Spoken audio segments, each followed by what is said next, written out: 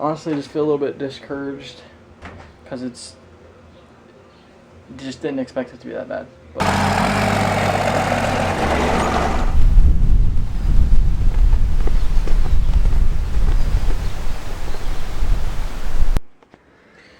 what's up, guys? If you can't tell just by looking at me, I am exhausted. Hang on. So if you can't tell just by looking at me, I'm literally so exhausted. Like, you have no clue. But good news is I'm buying a new project. Should be arriving any second now. So if you guys follow me on Instagram, you saw that I was talking about getting a project, and I think it's actually here right now. Okay, maybe not. Anyhow, so I got a project. The person that I'm buying this project off of actually drove it 2.5 hours here, so it's not much of a project if it drove that far. I don't know what I don't know what the vehicle looks like. All I know is that for the price I'm paying, if it drove 2.5 hours here, it's worth my money. Now, I'm not going to tell you guys how much I paid for it until I can look at the truck and decide that it really is decide that I really did get a good deal on it. So I'm super tired. Got the guy's money right here. He says he's like 10 or 15 minutes out, so he should be here any second. I'll probably, once he leaves, go take it out for a drive, even though it's currently 2 in the morning. Just because, yeah. And the reason why he's meeting me so late is because he works third shift, so it was hard to set something up, and so I talked him into delivering it to me for some extra cash, and so he drove it all the way out here, and it should be getting here any second now. So, and she's here, boys. Okay, guys, so we have the new project. We just drove it to the car wash.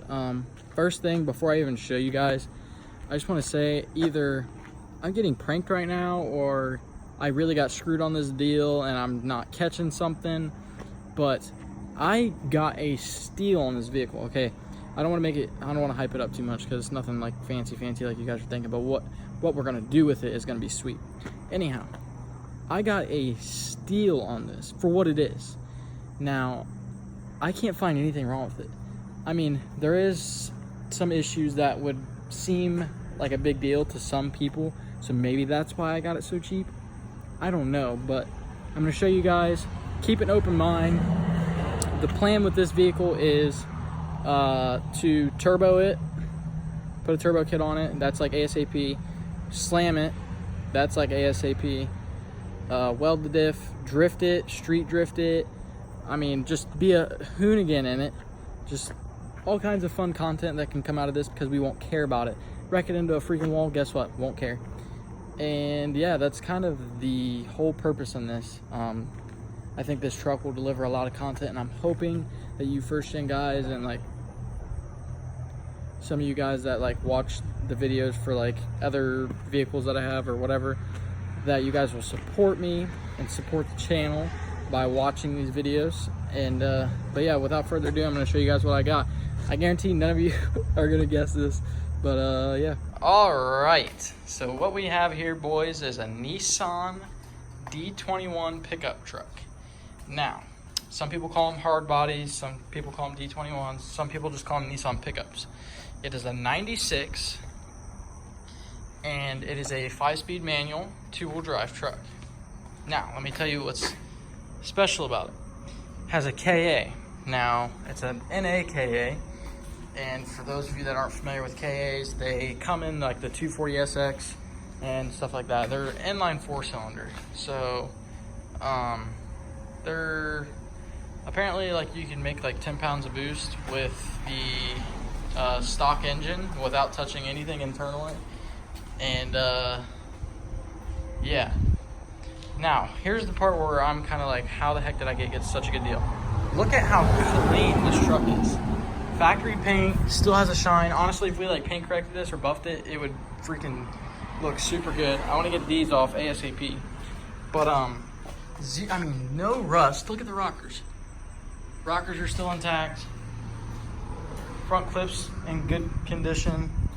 I mean, zero rust. Okay.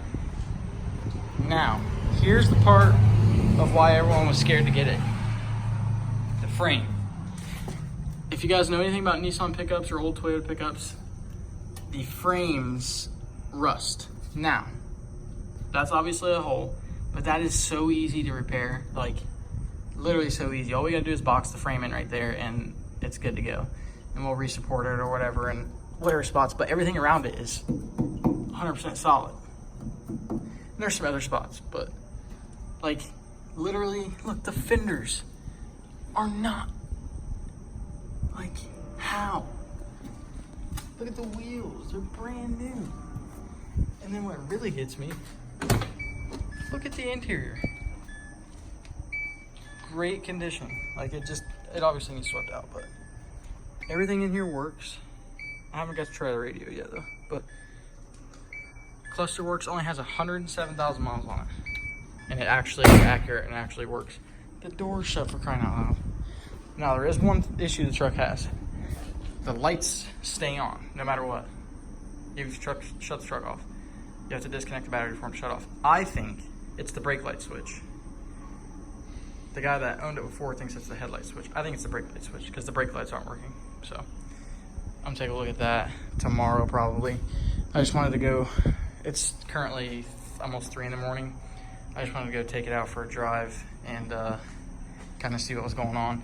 The first thing we'll probably do is fix all the lighting, do something with these taillights. I'm not sure why those are taped in.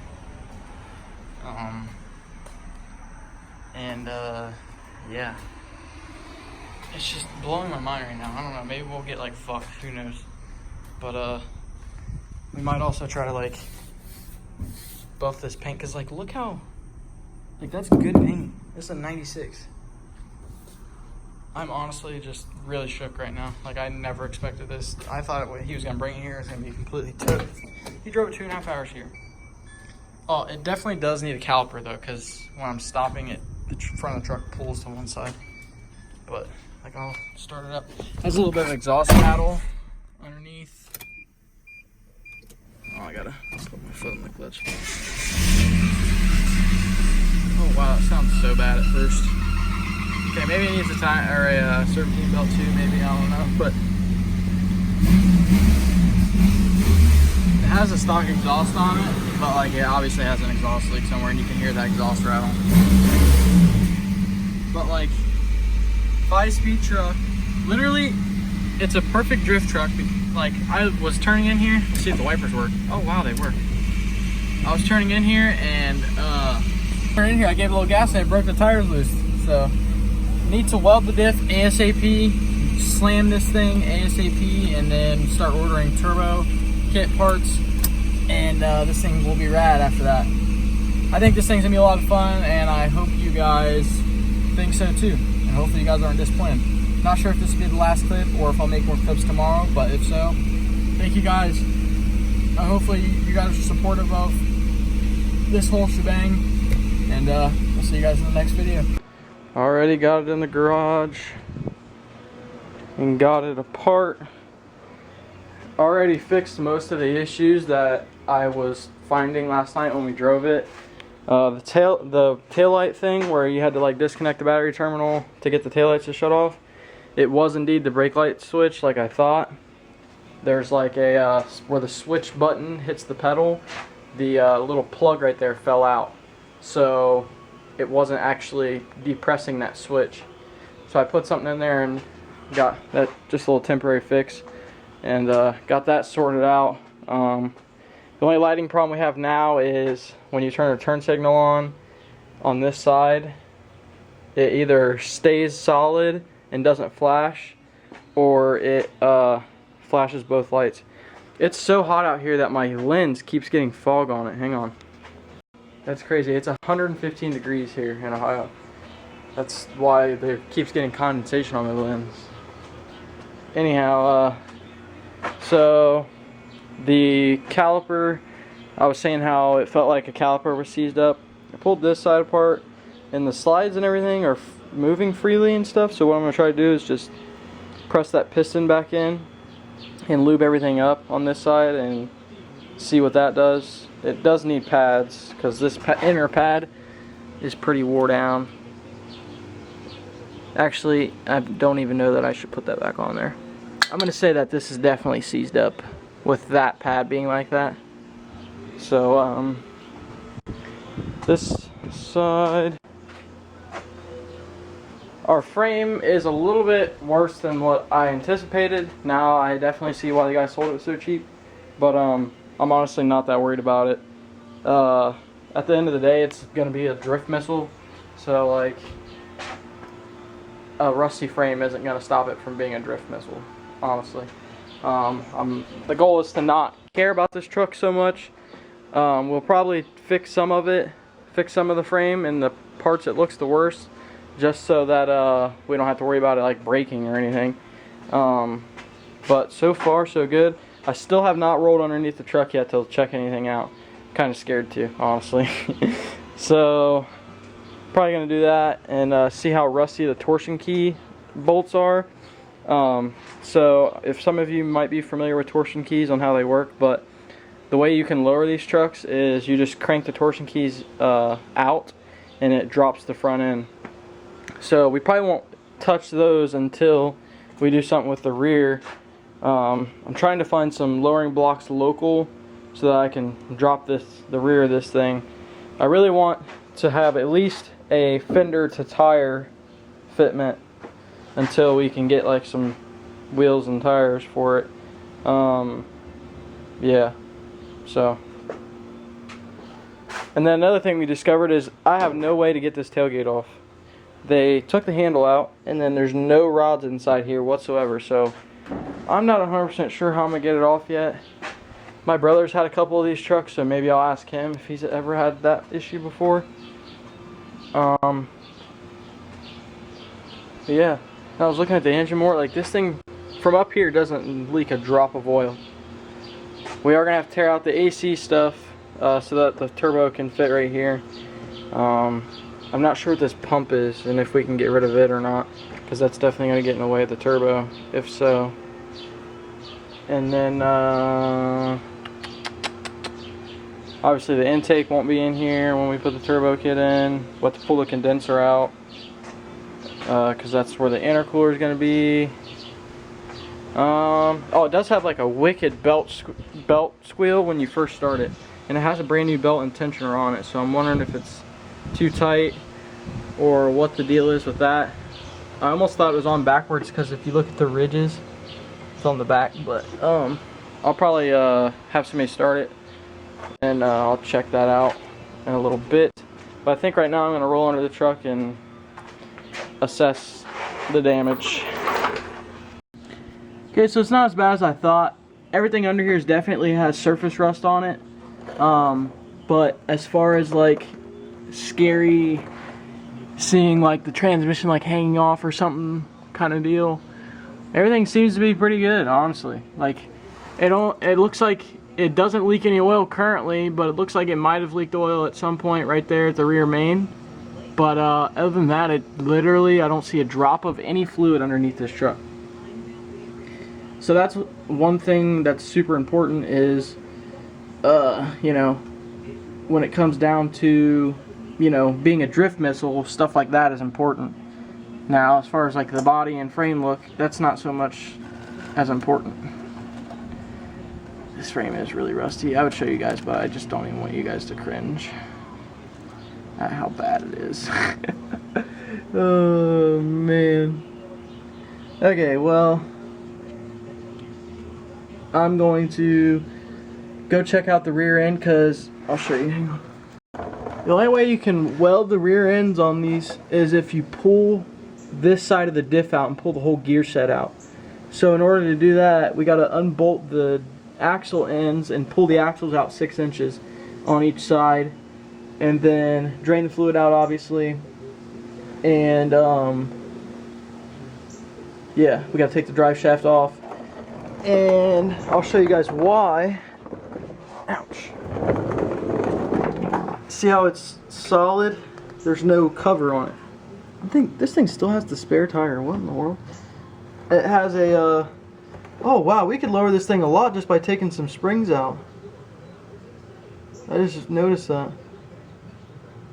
I don't know how many springs we can have on it, but I think we can take like almost all those out. It's not gonna be as low as we want though, but it has a solid rear cover, so there's no way to actually pull that off.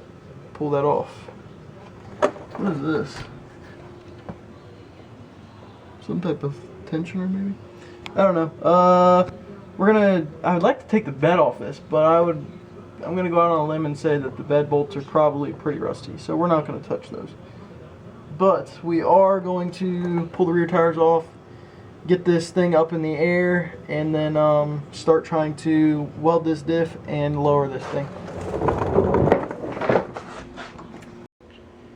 Okay, so it's gonna be a little bit more of a bigger project than I expected. I went to lift up the rear of the truck to take the rear tires off and start on the lowering kit and welding the diff, and the frame started to separate in the wheel well right here. I lifted it up at the bumper, so obviously it's putting the most weight on it. So you didn't really expect that, so this probably won't go as fast as I thought it was going to. Honestly, I'm probably done working on it for the day because I need to get some metal to box that in, but honestly I just feel a little bit discouraged because just didn't expect it to be that bad, but it's really not that big of a deal, honestly. I just got to box that frame in right there, and these frames are so small it doesn't take much to resupport them, but it's really, really hot today too, so it's just kind of getting at me. Yeah, we'll probably try to weld that up tomorrow, honestly. We'll go get some metal, see if we can find anything thick enough, and then all the metal around it right there is pretty strong, and we'll probably just go ahead and do that side too, just to prevent anything from happening. But yeah, I think we're gonna be done working on it for the day. We got the front end back together. It needs front brake pads, but I wanted to make sure that caliper is not gonna be seized up. Yeah, so we'll weld both these sides up tomorrow, because that's really where it matters the most, I guess.